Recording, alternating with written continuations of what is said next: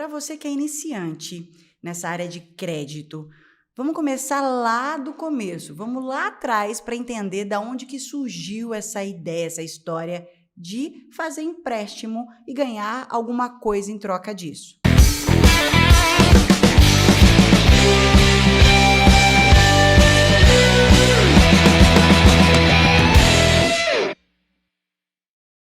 Bom, um dos primeiros registros que a gente tem na história da humanidade sobre uma carta de troca é um registro de 321 anos antes de Cristo, lá na Índia, tá? É o primeiro registro que se tem sobre uma carta de troca.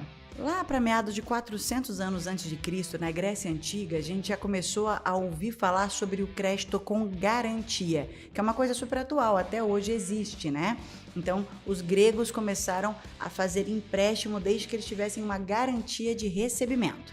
Lá para 1400 depois de Cristo, a gente tem um salto quântico ali na história, né?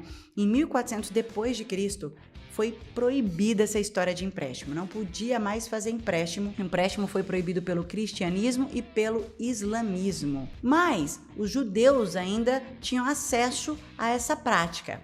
E foi nessa hora que os judeus começaram a entender o seguinte: bom, então eu pego uma grana emprestada, coloco juros em cima dela e empresto para outra pessoa. E ali começa um mercado onde as pessoas e, enfim, empreendedores, bons olheiros da época entendem que isso é um bom negócio. A partir disso, entendendo que isso é um bom modelo de negócio, eles começaram a criar as instituições financeiras, os bancos, como é que eles são hoje, tá? Tudo veio dessa época. Lá no século XVIII começa um outro movimento, um movimento onde os mais ricos faziam empréstimo para os mais pobres ali dentro da Revolução Industrial, mais ou menos naquela época, tá? A galera mais rica conseguia fazer empréstimo para o mais pobre. Como é que o mais pobre pagava por esse empréstimo? Com o trabalho. Dessa forma, eles tinham a garantia de que eles receberiam, mas era uma relação meio que desproporcional. Um pouquinho mais para frente, ali no século XX, começou então a febre dos cartões de crédito. Tem uma história super legal. As pessoas nem acreditavam que isso fosse virar um negócio. No século XX começa a pipocar. Todo mundo quer ter um cartão de crédito. Um pouco mais para frente na história, em 1980, a gente começa com os empréstimos online. Como assim, empréstimo online? Os caras iam lá e pediam empréstimo pela internet? Não, mas existiam os computadores para processar essas informações, para fazer essa administração. Não era mais aquela administração manual, né? Em 1980 começa essa administração computada. Em 2003, aqui no Brasil, começamos com o modelo de correspondente bancário do jeito que a gente conhece hoje. O modelo de correspondente existe desde a década de 70, mas em 2003 foi assinada uma lei do crédito consignado e as coisas começaram a pegar essa forma que você conhece hoje. E depois disso, tivemos 1 milhão de mudanças no nosso segmento. Em 2014, por exemplo, todo mundo trabalhava com a compra de dívida. Você fazia um empréstimo para o seu João e aí você falava: seu João, peraí, deixa eu comprar esse empréstimo de novo, deixa eu tirar ele do banco que eu te fiz o empréstimo e mandar para outro banco. Essa compra de dívida era meio que desenfreada. Então, em 2014, acabou a compra de dívida. Eles pararam com essa prática, mudou-se o nome e o procedimento.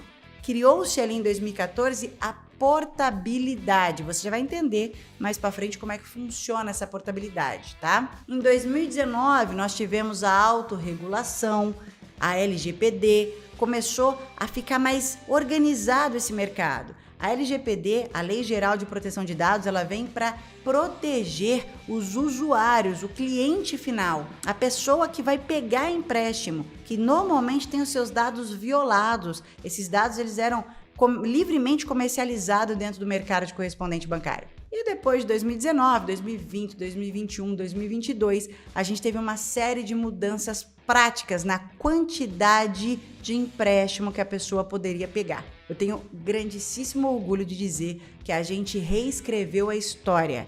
Eu, Yasmin Mello e pessoas ligadas a gente, ligadas a nós, ligadas ao nosso movimento, ao nosso instituto, participamos ativamente dessa transformação. Participamos ativamente dessa mudança de margem, quantidade de linhas de crédito. Foi um marco na história do nosso mercado.